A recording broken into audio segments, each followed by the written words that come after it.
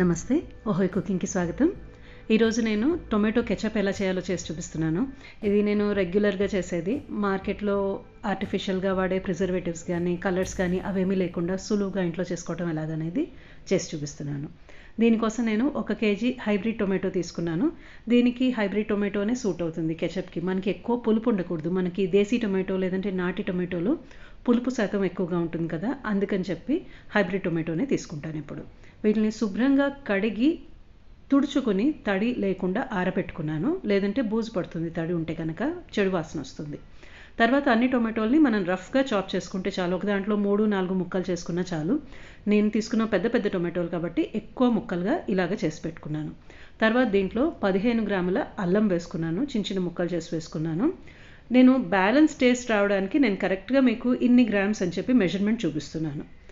Garlic, వెల్లుల్లి 15 గ్రాములు, ఉల్లి ముక్కలు 30 గ్రాములు తీసుకున్నాను. ఇవన్నీ నేను 1 కేజీ హైబ్రిడ్ టొమాటోకి మీకు కొలతలు చూపిస్తున్నాను. తర్వాత ఇవన్నీ ఒక మిక్సీ జార్లోకి తీసేసుకోండి. ఒక చుక్క నీళ్లు కూడా పోసుకోకుండా ఇలాగ మెత్తగా పేస్ట్ లాగా చేసి పెట్టుకోవాలి. ఇదంతా నేను ఒక పాత్రలోకి తీసేసుకుంటున్నాను. ఇలాగ సాఫ్ట్గా ప్యూరీ వచ్చింది. తర్వాత ఒక మందపాటి అడుగున్న పాత్ర తీసుకోండి, లేదంటే ఒక బాండ్లీ మందంగా ఉన్నది తీసుకోండి. అదంతా ఒక బాండ్లీలోకి వేసేసుకుని హై ఫ్లేమ్ మీద 10 నిమిషాలు ఉడకపెట్టుకోండి, మరిగించుకోండి. హై ఫ్లేమ్ మీద పెట్టుకోండి. మధ్య మధ్యలో కలుపుకోండి. ఒక 3-4 నిమిషాలకు ఒకసారి. పైన నీళ్లు తేలుతాయి, కింద పల్పు ఉండిపోతుంది. ఆ పల్పు మాడిపోయే అవకాశం ఉంది. మధ్య మధ్యలో కలుపుకోండి. ఒక 5 నిమిషాలు అయిన తర్వాత ఇలాగ అయింది. చూడండి, 10 నిమిషాలు అయిన తర్వాత చిక్కబడింది. మనకి క్లియర్గా డిఫరెన్స్ తెలుస్తోంది, చిక్కపడింది. ఇప్పుడు మిగతా వేసేవి ఇంగ్రీడియంట్స్ వేసుకోవాలి. దీంట్లో 60 గ్రాముల పంచదార పడుతుంది. 1 కిలో టొమాటోకి 60 గ్రాముల పంచదార, 1 టీ స్పూన్ ఉప్పు, 1/2 టీ స్పూన్ నల్ల మిరియాల పొడి, 1/2 టీ స్పూన్ దాల్చిన చెక్క పొడి, 3 టేబుల్ స్పూన్ల వెనిగర్ వేసుకున్నాను. వెనిగర్ అనేది ఒక ప్రిజర్వేటివ్ కింద పనిచేస్తుంది. అంతేకాకుండా మంచి వాసన, టేస్ట్ రెండు తీసుకొస్తుంది. ఇవన్నీ కలిపేసుకోవాలి. ఇక్కడ ప్రిజర్వేటివ్గా మనం వెనిగర్ ఒక్కటి మాత్రమే వాడుతున్నాము. మనం ఏది ఆర్టిఫిషియల్గా వేరేది ఏది వాడట్లేదు. నేను ఇక్కడ ఒక్కటి చూపించడం మీకు మర్చిపోయాను. 3 టేబుల్ స్పూన్ల కారం వేసుకోవాలి. ఆ పొరపాటున క్లిప్ మిస్ అయింది. అన్ని పొడులతో పాటు 3 టేబుల్ స్పూన్ల కారం కూడా వేసుకోండి. తర్వాత ఒక 10 నిమిషాలు హై ఫ్లేమ్ మీద మళ్ళీ మరిగించుకోవాలి. చూడండి, చక్కగా చిక్కబడింది. టోటల్గా 20 నిమిషాలు స్టవ్ మీద ఉంది. టొమాటో గ్రైండ్ చేసిన తర్వాత ఆఫ్ చేసేసుకుని స్టవ్, తర్వాత ఇలాగ పక్కన పెట్టుకోండి. వెచ్చగా చేసుకోవాలి. వెచ్చగా అయిన తర్వాత ఇలాగ తయారైంది. దీన్ని ఇప్పుడు మనం ఫిల్టర్ చేసేసుకోవాలి. చాలా టేస్టీగా ఉంటుంది, చాలా స్మూత్గా ఉంటుంది. ఇలాగ ఫిల్టర్ చేసేసుకోవటమే. ఈ మనకి జాలీలోకి టొమాటోది తొక్కలు, గింజలు అవన్నీ వచ్చేస్తాయి. చూడండి, ఇలాగ అంతా వచ్చేస్తుంది.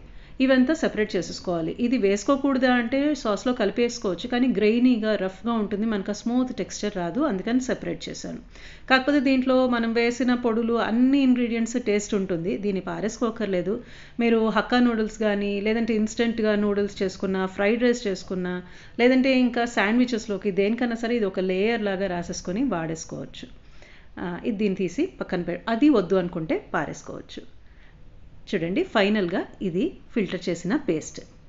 చాలా స్మూత్గా ఉంటుంది, చాలా టేస్టీగా ఉంటుంది. మార్కెట్లో దొరికేది ఎగ్జాక్ట్గా అదే టేస్ట్ ఉంటుందా అంటే డెఫినెట్గా ఉండదు. మార్కెట్లో దొరికేవి మనం ఇంట్లో ఉన్నవి ఫ్రెష్గా వేసుకున్న ఇంగ్రీడియంట్స్ వాడుకున్నాను దీంట్లో. డెఫినెట్గా మార్కెట్లో ఉన్నదైతే ఉండదు, ఆ టేస్ట్ అయితే ఉండదు. ఇది చాలా బాగుంటుంది ఇంకా దానికంటే అని చెప్పచ్చు నేను. ఇది 1 నెల రోజులు ఫ్రిడ్జ్లో ఒక గాజు పాత్రలో బాటిల్లో పెట్టుకొని ఉంచుకుంటే కనుక తడి స్పూన్ వాడుకోకుండా, ప్రతిసారి ఎప్పుడు వాడినప్పుడు కూడా తడి స్పూన్ వాడుకోకుండా పొడి స్పూన్ పెట్టుకోండి. చక్కగా ఉంటుంది, ఏమాత్రం పాడైపోదు. చూసారు కదా, ఇలాగ చేసుకోవచ్చు.